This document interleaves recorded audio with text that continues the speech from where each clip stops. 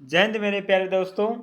आज जो है इस चैनल के माध्यम से यानी शहीद भगत सिंह संस्था शाहजनाथपुर इस चैनल के माध्यम से क्लास 10 बिहार बोर्ड एग्जामिनेशन 2025 के लिए मोस्ट इम्पोर्टेंट क्वेश्चन लाए हैं, जो कि आपकी फिजिक्स से संबंधित है, साइंस। तो पहला चैप्टर है प्रकाश परावर्तन तथा अपवर्तन। तो इस वीडियो में 20 महत्वपूर्ण प्रश्न है, तो आप सभी इस वीडियो को लास्ट तक जरूर देखिए। और इस चैनल पे नए हैं तो चैनल को सब्सक्राइब, लाइक और अपने दोस्तों को शेयर जरूर कीजिए।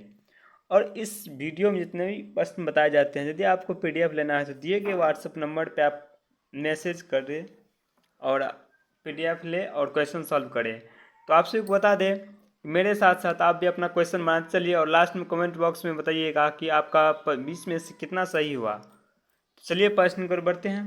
प्रश्न नंबर 1, किसी माध्यम के अपवर्तनांक का मान होता है। ऑप्शन ए साइन आई बटा sine I, option B sine I by sine R, option C sine R गुना sine I, option D sine I plus sine R.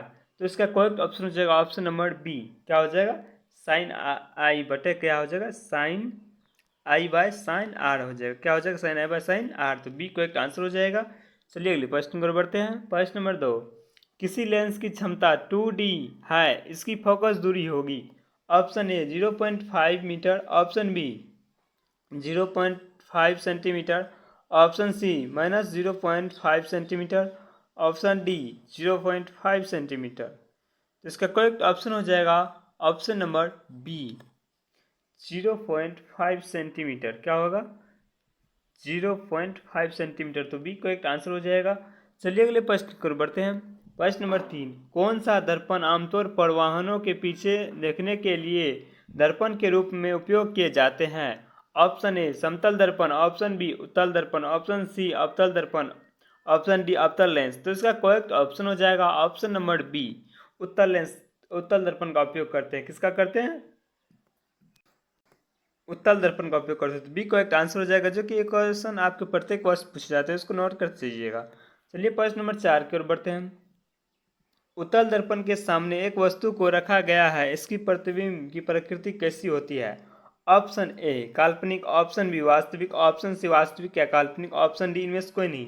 तो इसका करेक्ट ऑप्शन हो जाएगा ऑप्शन नंबर बी वास्तविक हो जाएगा। क्या होगा? वास्तविक हो जाएगा। एक उत्तल दर्पण के सामने, ये मान लीजिए, देखिए ये उत्तल दर्पण है, इसके सामने एक वस्तु को रखते हैं और इसका प्रतिबिंब कैसा बनेगा? वास्तविक बनेगा। क्या? वास्तविक। चलिए अगले प्रश्न की ओर बढ़ते हैं।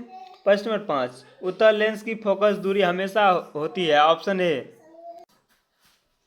Option A positive, option B negative, option C positive और negative, option D negative positive. तो इसका करेक्ट ऑप्शन हो जाएगा ऑप्शन नंबर ए। क्या हो जाएगा? पॉजिटिव। उत्तल लेंस की फोकस दूरी हमेशा क्या होता है? पॉजिटिव होता है। तो ये करेक्ट आंसर हो जाएंगे। ये भी क्वेश्चन आपके एग्जाम में बार बार पूछते हैं, तो उसको भी नोट कर लीजिएगा। चलिए अगले प्रश्न की ओर बढ़ते हैं। प्रश्न नंबर 6, किस दर्पण का उपयोग सामान्य वाहन का पश्च दृश्य दर्पणों के रूप में किया जाता है, यानी पीछे देखने के लिए किया जाता है। तो ऑप्शन ए समतल दर्पण, ऑप्शन बी अवतल दर्पण, ऑप्शन सी उत्तल दर्पण, ऑप्शन डी इनमें से सभी। तो इसका करेक्ट ऑप्शन हो जाएगा ऑप्शन नंबर सी उत्तल दर्पण। क्या हो जाएगा? उत्तल दर्पण। तो सी करेक्ट आंसर हो जाएंगे। चलिए अगले प्रश्न को बढ़ते हैं। प्रश्न नंबर 7, निम्न में से किस दर्पण की फोकस धनात्मक होती है। तो ऑप्शन ए समतल दर्पण, ऑप्शन बी उत्तल दर्पण, ऑप्शन सी अवतल दर्पण, ऑप्शन डी में सभी। तो इसका करेक्ट ऑप्शन हो जाएगा ऑप्शन नंबर बी। क्या हो जाएगा? उत्तल दर्पण का उपयोग करते हैं। तो बी करेक्ट आंसर हो जाएंगे। चलिए अगले प्रश्न को बढ़ते हैं। प्रश्न नंबर 8, नई करतीय चिन्ह परिपाटी के अनुसार दर्पण के सामने रखे बीम की बीम दूरी ली जाती है। ऑप्शन ए धनात्मक, ऑप्शन बी कभी धनात्मक कभी ऋणात्मक, ऑप्शन सी ऋणात्मक, ऑप्शन डी में सभी। तो इसका करेक्ट ऑप्शन हो जाएगा ऑप्शन नंबर सी हो जाएगा। ऋणात्मक होता है। क्या होता है? ऋणात्मक। तो सी करेक्ट आंसर हो जाएंगे। चलिए अगले प्रश्न पर बढ़ते हैं। प्रश्न नंबर 9, किसी लेंस द्वारा उत्पन्न आवर्धन का एसआई मात्रक क्या है। Option A metre, option B centimetre, option C millimetre, option D मात्रक वाहिनी। तो इसका करेक्ट ऑप्शन हो जाएगा ऑप्शन नंबर 9 मात्रक वाहिनी, जो कि ये भी मोस्ट इंपोर्टेंट क्वेश्चन है, तो इसको भी नोट करते जाइएगा। डी करेक्ट आंसर हो जाएंगे। चलिए अगले प्रश्न को बढ़ते हैं। प्रश्न नंबर 10, निम्न में से किस लेंस की फोकस दूरी धनात्मक होती है। ऑप्शन ए अवतल लेंस, ऑप्शन बी उत्तल लेंस, ऑप्शन सी समतल अवतल लेंस, ऑप्शन डी इनमें से कोई नहीं। तो इसका करेक्ट ऑप्शन हो जाएगा option number B correct answer हो जाएंगे। उत्तल लेंस क्या हो जाएगा? उत्तल लेंस, तो बी करेक्ट आंसर हो जाएंगे। चलिए अगले प्रश्न को बढ़ते हैं। प्रश्न नंबर 11, निर्वात में प्रकाश की चाल होती है। ऑप्शन ए 3 × 10⁸ मीटर प्रति सेकेंड, ऑप्शन बी 3 × 10⁸ सेंटीमीटर प्रति सेकेंड, ऑप्शन सी 3 × 10⁸ किलोमीटर प्रति सेकेंड, ऑप्शन डी में से कोई नहीं। इसका करेक्ट ऑप्शन हो जाएगा ऑप्शन नंबर ए हो जाएंगे। क्या हो जाएंगे? ए 3 × 10⁸ मीटर प्रति सेकेंड, जो कि मोस्ट इंपॉर्टेंट है, इसको भी नोट कर लीजिएगा। तो ए ऑप्शन करेक्ट हो जाएंगे। चलिए अगले प्रश्न को बढ़ते हैं। प्रश्न नंबर 12, यदि किसी समबाहु त्रिभुज में निर्गत कोण और विचलन कोण क्रमशः 40 डिग्री और 30 डिग्री हो तो ऑप्शन कौन है?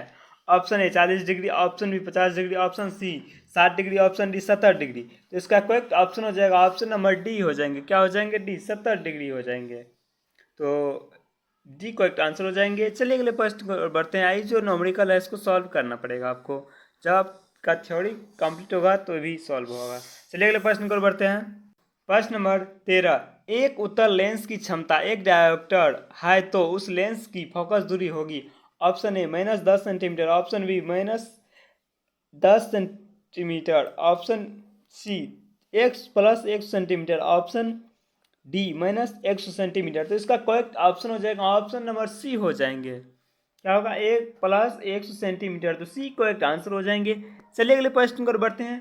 प्रश्न नंबर 14, निम्नलिखित प्रकाश के रंगों में से किस रंग का व्यापृतांक सबसे अधिक होता है? ऑप्शन ए लाल, ऑप्शन बी पीला, ऑप्शन सी हरा, ऑप्शन डी बैगनी। तो इसका करेक्ट ऑप्शन हो जाएंगे ऑप्शन नंबर क्या हो जाएंगे? डी करेक्ट आंसर हो जाएगा, बैगनी, जो कि भी क्वेश्चन मोस्ट इंपोर्टेंट है, इसको भी नोट करते जाइएगा। तो डी करेक्ट आंसर हो जाएंगे।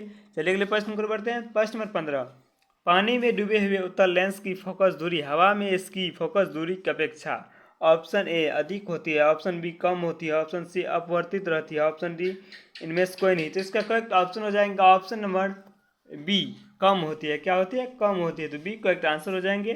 चलिए अगले प्रश्न को बढ़ते हैं। प्रश्न नंबर 16, निम्नलिखित में से कौन उत्तल दर्पण की फोकस दूरी है जिसकी वक्रता त्रिज्या 32 सेंटीमीटर है? तो इसका करेक्ट ऑप्शन हो जाएगा option number A +8 centimetre, option number B -8 centimetre, option number C +16 centimetre, option D -16 centimetre. तो इसका करेक्ट ऑप्शन हो जाएंगे ऑप्शन नंबर सी। क्या हो जाएंगे? सी को करेक्ट आंसर। प्लस क्या हो जाएंगे? 2 मतलब 16 सेंटीमीटर। तो इसका क्या होगा? वक्र त्रिज्या क्या होता है? एफ बाय क्या होता है? 2 होता है। तो यहाँ पे एफ का मान फोकस दूरी कितना है? 32। अब हम 2 देंगे, 16 हो जाएंगे, पॉजिटिव हो जाएंगे। चलिए अगले प्रश्न को बढ़ते हैं। प्रश्न नंबर 17, कौन सा लेंस अपसारी लेंस भी कहलाता है? ऑप्शन ए अवतल लेंस, ऑप्शन बी उत्तल लेंस, ऑप्शन सी ए और बी दोनों, ऑप्शन डी इनमें से कोई नहीं। तो इसका करेक्ट ऑप्शन हो जाएंगे ऑप्शन नंबर बी उत्तल लेंस। क्या हो जाएंगे? उत्तल लेंस। तो बी को एक आंसर हो जाएंगे। चलिए अगले प्रश्न को बढ़ते हैं। प्रश्न नंबर 18, दंत विशेषज्ञ किस दर्पण का उपयोग मरीजों के दांत का बड़ा प्रतिबिंब देखने के लिए करता है? ऑप्शन ए समतल दर्पण, ऑप्शन बी अवतल दर्पण, ऑप्शन सी उत्तल दर्पण, ऑप्शन डी इनमें से कोई नहीं। तो इसका करेक्ट ऑप्शन हो जाएंगे ऑप्शन नंबर बी हो जाएंगे। क्या होगा? अवतल दर्पण हो जाएंगे। तो बी करेक्ट आंसर हो जाएंगे। चलिए अगले प्रश्न को बढ़ते हैं।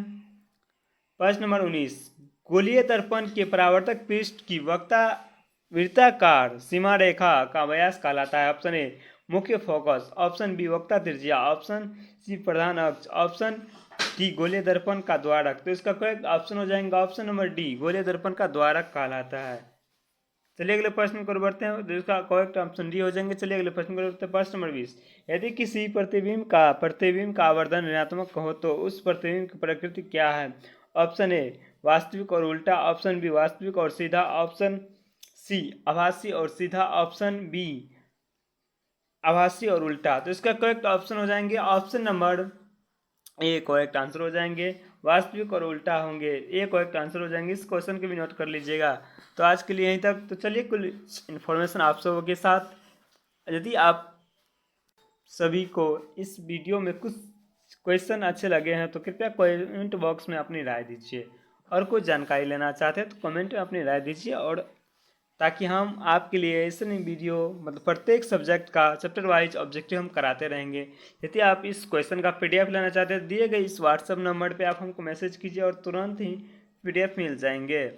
तो चलिए आप सभी को 2025 बिहार बोर्ड एग्जाम में तैयारी करने कुछ विशेष बात बताते हैं। एक दिन में होते 24 घंटा, कितने होते हैं 24 घंटा, तो इसको डिवाइड कीजिए कितना से 3 से, तो हो जाएंगे कितना हो जाएंगे 8 हो जाएंगे। तो 8 + 8 + 8 हो जाएंगे, टोटल कितना हो गया। एक दिन में होता है 24 घंटा, इसको 3 भाग में बांटिए। 8 + 8 + 8 यानी कितना हो गया 24 हो गया। 8 घंटे की नींद लेना है, 8 घंटे की अदर काम, और 8 घंटा पढ़ाई यानी सेल्फ स्टडी करना है। और इस 8 घंटा में आपका कोचिंग की पढ़ाई और एक्स्ट्रा काम भी है और ओनली सेल्फ स्टडी 8 घंटा। यदि आप मेरे इस रूल को फॉलो करते हैं तो आपको 2025 एग्जाम में 400+ मार्क लाना कोई नहीं रोक सकते हैं। अभी से आप अपना सिलेबस कवर कीजिए, उसके बाद प्रीवियस क्वेश्चन बनाइए, प्रीवियस ईयर क्वेश्चन सॉल्व कीजिए और प्रैक्टिस सेट बनाइए और देखिए। और टाइम को मैनेजमेंट ज़रूरी है। टाइम देखिए, टोटल आपको एग्जाम में 3 घंटा टाइम रहता है, 3 घंटा 15 मिनट, तो उसमें क्वेश्चन बनाने के लिए आपको 3 ही घंटा मिलता है। इस सबको ध्यान रखिएगा। चलिए मिलते हैं नेक्स्ट वीडियो में। जय हिंद, जय भारत, वंदे मातरम।